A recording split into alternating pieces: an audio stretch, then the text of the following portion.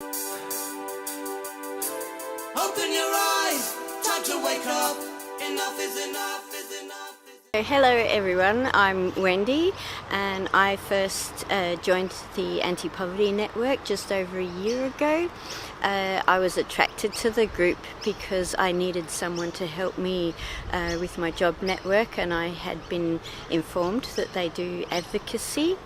The job network agencies are horrendous the way they treat people, and they don't take into account your circumstances or your health issues when they're trying to force you to do your mutual obligations and things like that. So that was a very important service to me, and the first service that attracted me to the group. And I feel that it is personally to me one of the most important services that the group offers, but they also offer a number of other services, and we're doing lots of campaigning. So I have become a very active member of the group because I have become very passionate about a lot of the campaigns that they're running and the way that they help people that are in the same situation that I was in and continue to be with the job network agencies. I think that advocacy is an ongoing service that will be essential, and possibly with increasing demand as the government comes down harder and harder on unemployed people. And the New Start payment, that is another one of our big campaigns that we are trying to get an increase to the New Start payment, and I've been working very hard with the group trying to get that to happen. We're going around to all the local councils, and we put on occasional free picnics or other events to try and promote our cause. But I think that the services that we offer to help unemployed people, I would go as far as to say it would be life-saving for some people.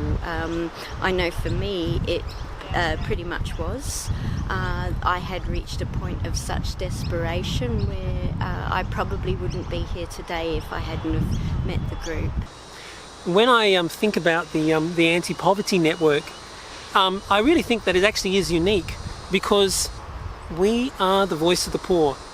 We're the actual people who are on the Centrelink payments, we're the people who are going through the poverty, going through the harshness, and we are actually speaking out and letting people know what it's actually like to live in poverty in Australia.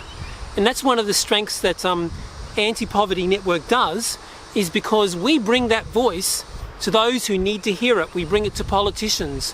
We talk to the job networks. We talk to all sorts of people, you know, about that, and to let them know what it's really like.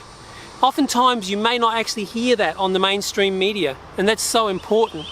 And I've found just talking to the people here and my own experiences has been so valuable. Just to know that you're not alone. And that's another thing as well. The AntiPoverty Network brings together people that are poor and helps them to overcome the marginalisation and the isolation that they often suffer. Because people who are unemployed or on disability or what have you often do suffer all sorts of discrimination, marginalisation. People don't want to associate with you. As soon as they know you're unemployed, it's like, oh, I don't want to know you, you know. And a lot of people experience that, and that's very, very sad. And so this is really, really good to be able to people come together and support one another and help one another as well. One of the things that we're doing in the AntiPoverty Network is we believe that the dole, the unemployment rate New Start, is way too low.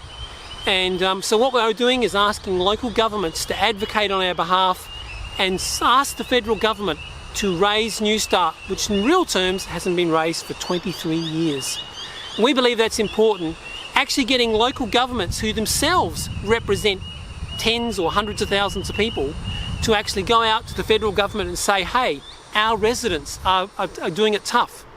And that's so important. In fact, it's also historic. Before August this year, apparently this has never been done before. So this is something that we think is very, very valuable. And I'd encourage you to look into the Anti-Poverty Network. Hi, my name's Pass. I'm a founding member of the Anti-Poverty Network of SA and the current state coordinator.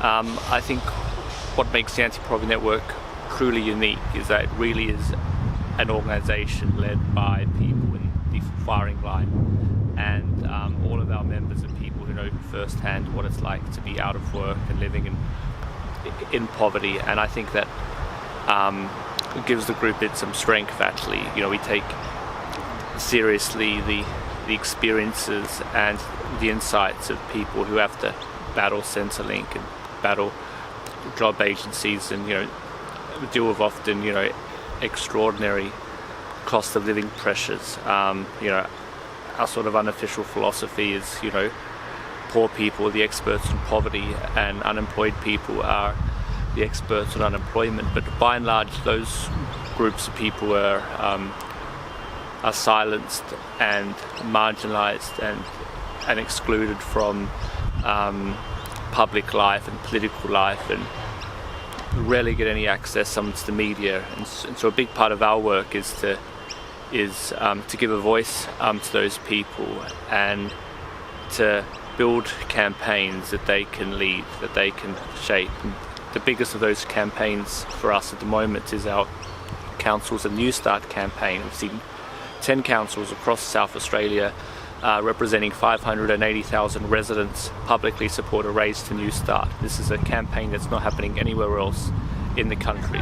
Local governments sticking up for their unemployed residents, expressing solidarity for people on Centrelink payments that have not been lifted in real terms for over 2 decades.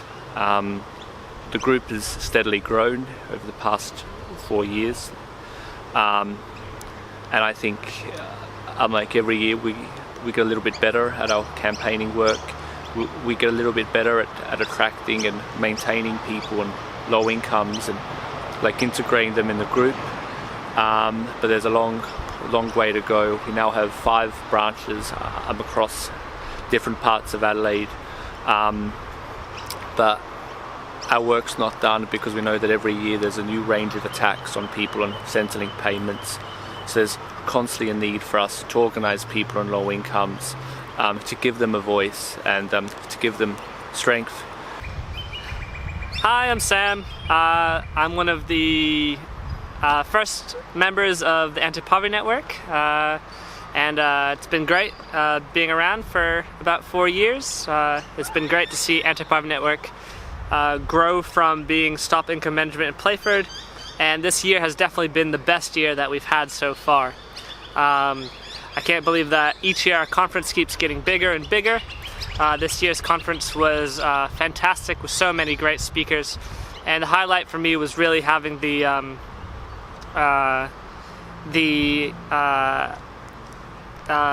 First Nations people from New Zealand and from Australia. I think we really strengthened in having them on board. And another highlight from this year has really been the Trek for Jobs, Justice and Dignity. It was amazing to see that grow over the whole year into a full blossom where we walked 15 Ks from Port Adelaide to the city. And I think that we've been very busy this year, and including the council campaign where we now have 11 councils on board, which is fantastic. And I can't think of any other organization that is doing what we're doing and really putting the pressure on to councils and politicians to raise New Start and raise all welfare payments, really. And yeah, I can't wait to keep going next year and to keep changing Australia so that we have a better place to live in. Hi, I'm Kim. Many of us that work at the Anti-Poverty Network do it on a volunteer basis, but we do need help. We do need assistance. With helping us to be able to get a state coordinator means that things can get done and we can progress and make this into helping more people. I'm currently the advocacy coordinator for the Anti-Poverty Network. I deal with a lot of job agency and Centrelink issues for people. this is becoming one of our biggest sections of our help and assistance. Helping people to navigate this system, which is so broken and so demoralising, to helping them to have a voice and helping them to actually be able to advocate on their own behalf and help themselves. People aren't looking for a handout, they're looking for a hand up. We just need people to be able to live and be able to put food on the table for their children. Many of the current government initiatives are penalising instead of encouraging people to be able to do the right things.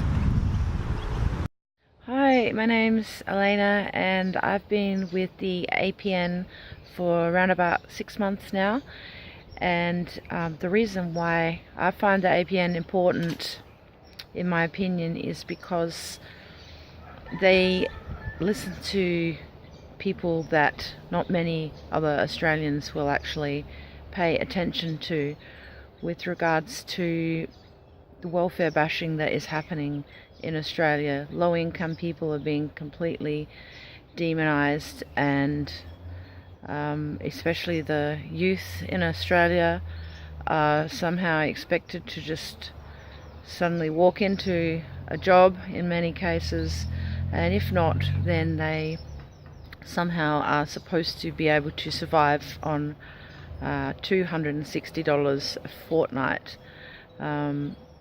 or also they could be expected to take a traineeship that pays them $6 an hour, and these traineeships have been legalised. And I just think a lot of these things are just fundamentally wrong, and the APN seems to be one of the only groups who are really standing up and saying these things in quite a loud voice. So I think they're doing a really good job, and it's really important. Thank you.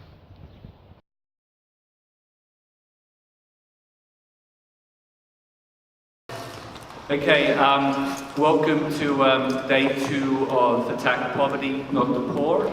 I think all of you who were here yesterday would agree with me in saying that it was an incredibly inspiring and moving and stimulating day. And I don't think today's going to be any different. I want to acknowledge that I'm meeting here on Kaurna land that was stolen, never ceded, and pay my respects to elders past and present and emerging. And I think it's very fitting that the opening session of today is First Nations perspectives on unemployment and poverty, and we're really glad that this year's conference we've got, I think, really strong coverage of First Nations issues.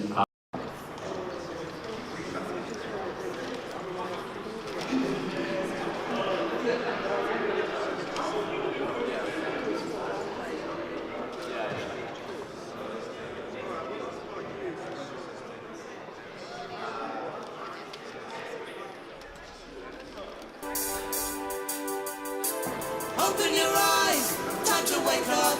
Enough is enough, is enough, is enough. Open your eyes, time to wake up.